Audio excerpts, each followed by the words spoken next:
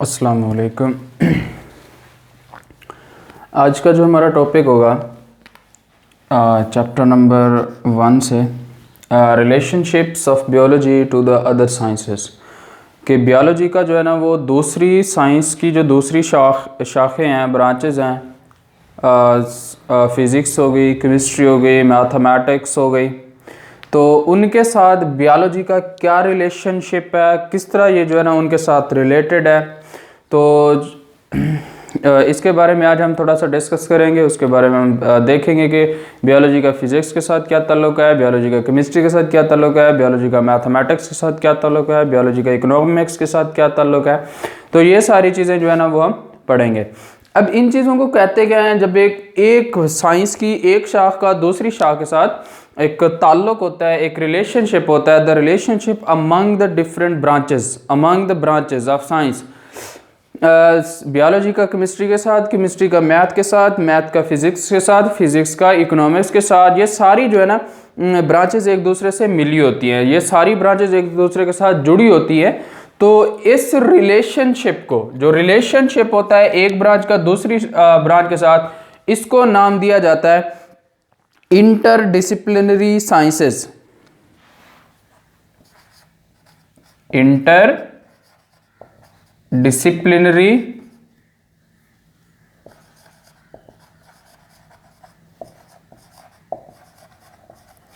Sciences. क्या होता है? The relationship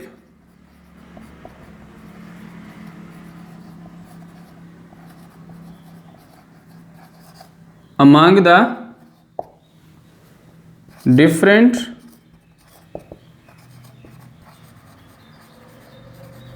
branches of science, के साइंस की मुख्तलिफ जो ब्रांचेस हैं, उन ब्रांचेस के दरमियान जो रिलेशनशिप होता है वो रिलेशनशिप कहलाता है इंटर डिसिप्लिनरी साइंसेस।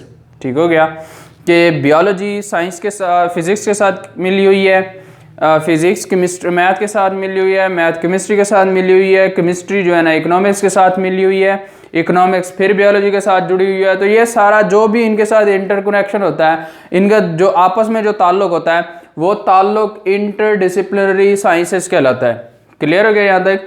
तो आगे ना हम इनको कम्प्लीटली जो है ना वो डिस्कस करेंगे। जैसा कि बायोलॉजी को अगर देखें ना, बायोलॉजी के अंदर जो उनका वर्किंग प्रिंसिपल होता है, मूवमेंट जो होती है वो एनिमल्स के अंदर जिस तरह हम स्टडी कर रहे होते हैं उनकी जो है ना उसको मूवमेंट ऑफ एनिमल्स को बायोलॉजी के अंदर हम स्टडी करते हैं। तो ये सेम थिंग जो है ना ये बेसिक प्रिंसिपल जो फिज़िक्स के मूविंग प्रिंसिपल्स बनाए गए हैं, फिज़िकल जो मशीनरी के अंदर जो मूविंग प्रिंसिपल बनाए गए हैं, वो दरअसल इसी बायोलॉजी के अंदर जो एनिमल्स की मूवमेंट है उसी को ही देख के बनाए गए। तो बायोलॉजी और जो है ना वो जो है फिज़िक्स, ये आपस में रिलेटेड है। तो इस रिलेशनशिप को नाम दिया जाता है इंटरडिसिप्लिनरी साइंसेस। तो आगे हम देखते हैं फर्दर वन बाय वन जो है ना वो जो बायो का है, साइंस के फिजिक्स के साथ क्या ताल्लुक है, केमिस्ट्री के साथ, इकोनॉमिक्स के साथ, मैथमेटिक्स के साथ, तो वो हम जो है ना वन बाय वन देखते हैं। फर्स्ट वन जो है वो है biophysics.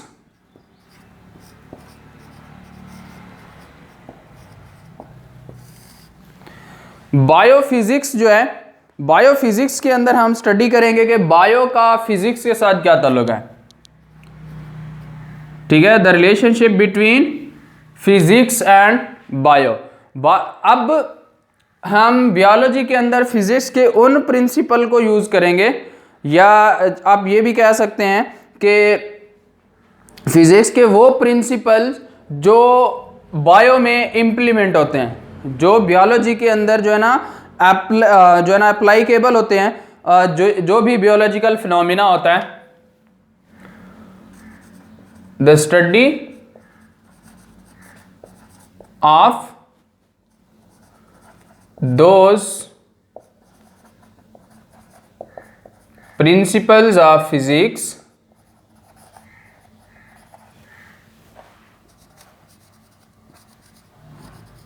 which are applicable, which are applied on the biological phenomena.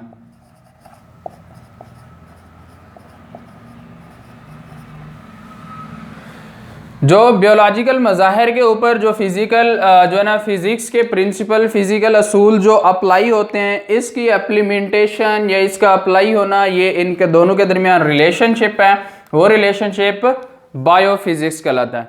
अब किस तरह, जैसे फॉर एग्जांपल फिजिक्स के अंदर जो वर्किंग प्रिंसिपल है,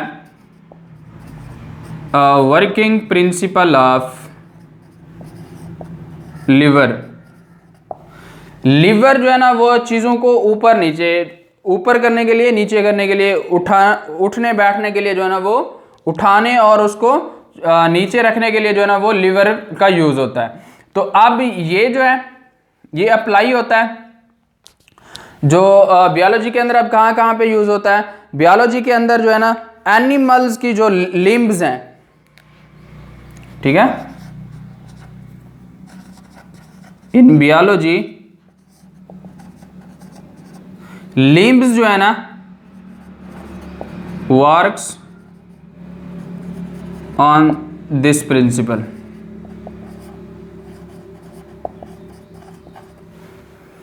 लीवर जैसे काम करता है तो लिम्ब्स भी इसी तरह एनिमल्स के अंदर काम करते हैं। लीवर क्या होता है, लीवर चीज को ऊपर से नीचे उठा के ले जाता है और ऊपर से नीचे लेके आता है और नीचे से ऊपर लेके जाता है। और ये लिम्ब्स जो हैं, लिम्ब्स भी जो है ना एनिमल्स को उठने और बैठने, चलने फिरने में जो है ना ये हेल्पफुल होते हैं।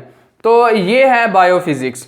इसके साथ जो है ना वो दूसरा रिलेशनशिप है बायोकेमिस्ट्री का, ठीक है, कि बियोलॉजी का केमिस्ट्री के साथ क्या ताल्लुक है। सेकंड जो है, secondly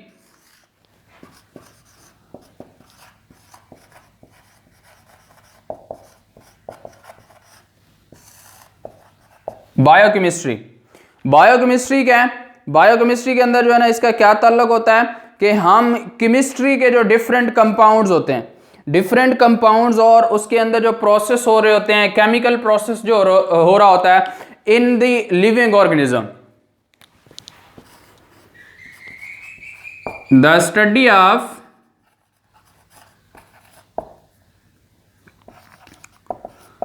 different chemical compound and chemical processes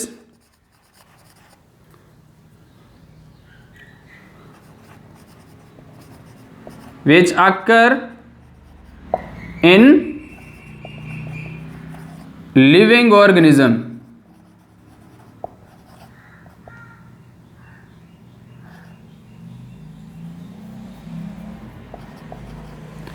living organism के अंदर जो केमिकल प्रोसेस हो रहा होता है या केमिकल कंपाउंड पाए जाते हैं। केमिकल कंपाउंड कौन से हैं, कार्बोहाइड्रेट, लिपिड, प्रोटीन, ये सारे जो है ना केमिकल जो है ना कंपाउंड हैं। ये एक ऑर्गेनिज्म की बॉडी के अंदर प्रोटीन है वो पाया जाता है, न्यूक्लिक एसिड है वो पाया जाता है। और केमिकल प्रोसेस उसके अंदर फोटोसिंथेसिस हो रही होती है, रेस्पिरेशन हो रही होती है, डाइजेशन का प्रोसेस हो रहा होता है। ये सारे जो है ना वो केमिकल प्रोसेस हैं। तो इन तमाम प्रोसेस को स्टडी करना, तो ये जो है ना रिलेशनशिप होता है बिटवीन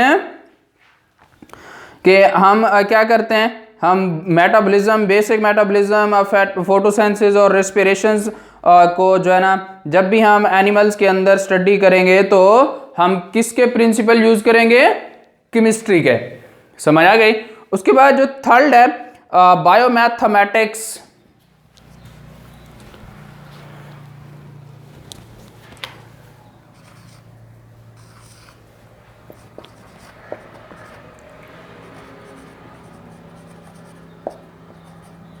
मैथमेटिक्स या इसी को बोलते हैं biometry.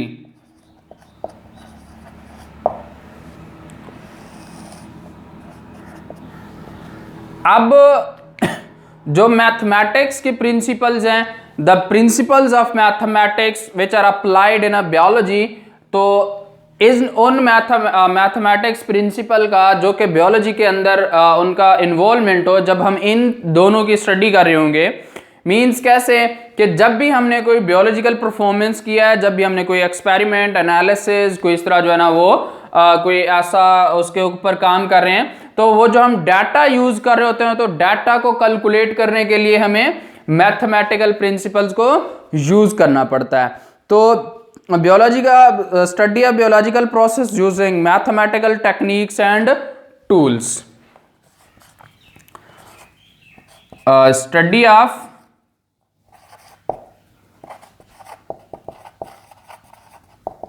biological process which use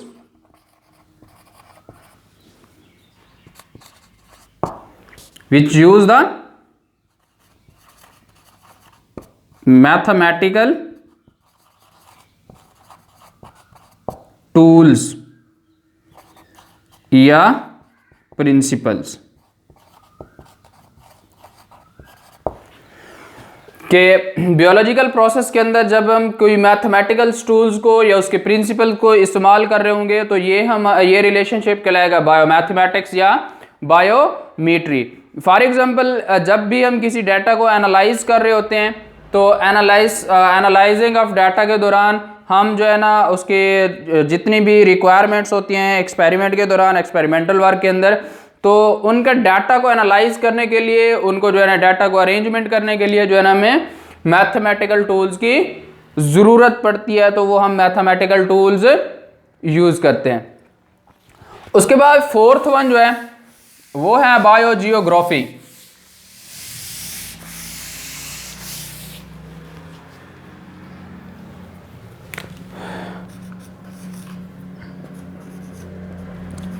biogeography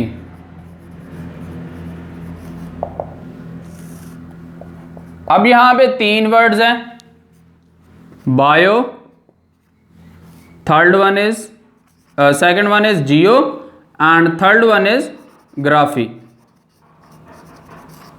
bio means life, Jio mean earth, graphy graph से निकला है, ठीक है। तो जमीन के जो मुख्तलिफ एरियाज हैं, जोग्राफियाई अंदाज में मुख्तलिफ जो उसके एरियाज हैं, मुख्तलिफ जो इलाके हैं, मुख्तलिफ इलाकों के अंदर जो लाइफ पाई जाती है, तो उसके बारे में इस यहाँ पे बताया जाता है कि study of the occurrence and distribution of different species of living organisms and in different geographical regions.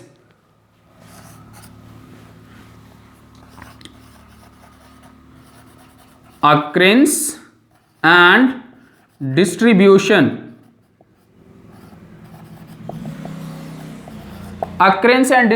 of different biological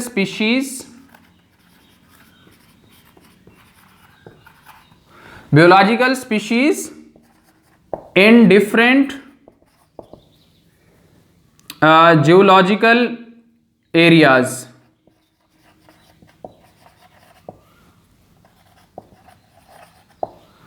जोग्राफियाई areas जो है ना वो जियोग्राफिक एरियाज जो है ना जियोग्राफिकल एरियाज जो है ना वो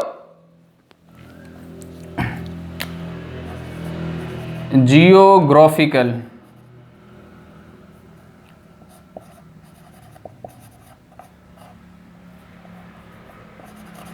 जियोग्राफिकल एरियाज के अंदर मुख्तलिफ स्पीशीज की जो है ना वो मुख्तलिफ जियोग्राफिकल एरियाज के अंदर पाया जाना और उनकी डिस्ट्रीब्यूशन, तो ये चीज़ क्या कहलाती है?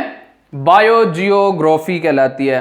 अब यहाँ पे जो है ना हम क्या चीज़ अप्लाई करते हैं? Knowledge of the characteristics of particular geographical regions to determine the characteristics of living organism found there. अब यहाँ पे क्या करेंगे? जो जियोग्राफिकल एरियाज है, इन जियोग्राफिकल एरियाज की हम कैरेक्टरिस्टिक्स को देखेंगे। इनकी जो कैरेक्टरिस्टिक्स को देखते हुए वो जो इन एरियाज के अंदर जो बियोलॉजिकल स्पीशीज पाई जाएंगी, तो हम उनका जो है ना क्या करेंगे? डिटरमाइन करेंगे उनकी स्पीशीज के बारे में, उनकी जो कैरेक्टरिस्टिक्स होती हैं उन कैरेक्टरिस्टिक्स के बारे में उनका तयन करेंगे। तो ये जो है ना ये रिलेशनशिप है बायोलॉजी का विद द जियोग्राफी, जियोग्राफी के साथ बायोलॉजी का ताल्लुक। लास्ट वन रिलेशनशिप है जो इंटरडिसिप्लिनरी साइंस है वो है बायोलॉजी की जो है ना इकोनॉमिक्स के साथ।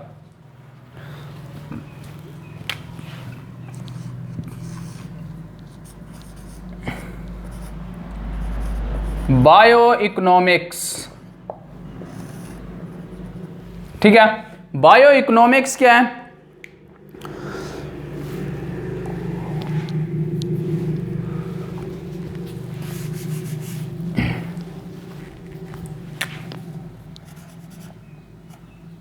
इकोनॉमिक्स, बायो इकोनॉमिक्स, इकोनॉमिक्स जो है ना वो बायोलॉजी को मुआशी तौर पे देखना, ठीक है। तो यहां पे हम किस चीज को स्टडी करते हैं? Organisms from economical point of view, study of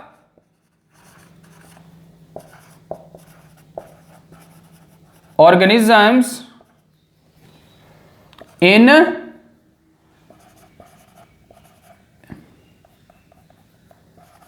economical point of view.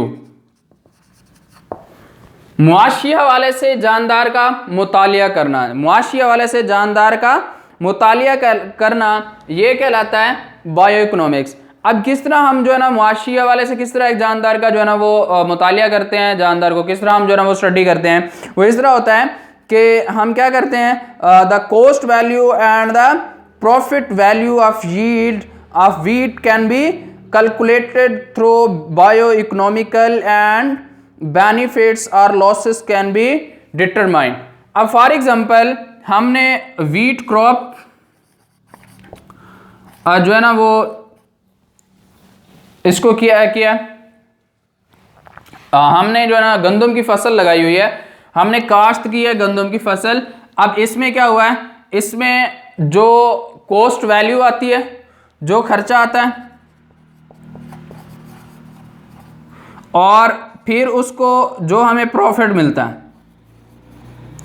Profit value, cost value and profit value को इसको देखते हुए जो हमें क्या होता है प्रॉफिट या जो लॉस होता है, इस प्रॉफिट और लॉस को देखते हुए, ठीक है। अब कॉस्ट वैल्यू और जो है ना बाद में सेल करते हैं, सेल वैल्यू जो होती है, ठीक है। उस पे फिर अब हमने खर्चा किया हुआ है, जो टोटल हमने उसके ऊपर खर्च किया है वो, और जो हमारी मीन्स के खर्च हुआ है, जो लागत आई है, फिर हमने जब उसको बेचा है वो कितना है। अब जो खर्च आता है, अगर खर्च ज्यादा है और उसकी सेल जो है ना वो कम हुई है तो वो क्या होगा, नुकसान होगा, ठीक है। उसके बाद अगर खर्च कम है और उसकी जो कीमत फरोख्त है वो ज्यादा है, कीमत फरोख्त अगर ज्यादा है और खर्च कम है तो देन तो ये जाएगा नफा में। तो ये चीज, इन तमाम चीजों को इकोनॉमिकल पॉइंट ऑफ व्यू से स्टडी करना, this is called bio economics. यहां तक जो है ना आज का हमारा topic relationship of biology to the other sciences और इंटरडिसिप्लिनरी साइंसेज जो है ना यहाँ तक कंप्लीट होता है। किसी को भी अगर कोई बात समझ नहीं आई तो कोई क्वेश्चन आता है तो आप जो है ना डायरेक्ट कमेंट सेक्शन में जो है ना जाके अपना क्वेश्चन जो है ना वो बता दीजिएगा। व्हाट्सएप पे भी जो है ना आप कॉन्टैक्ट कर सकते हैं। आज तक के लिए इतना ही, अल्लाह हाफिज़।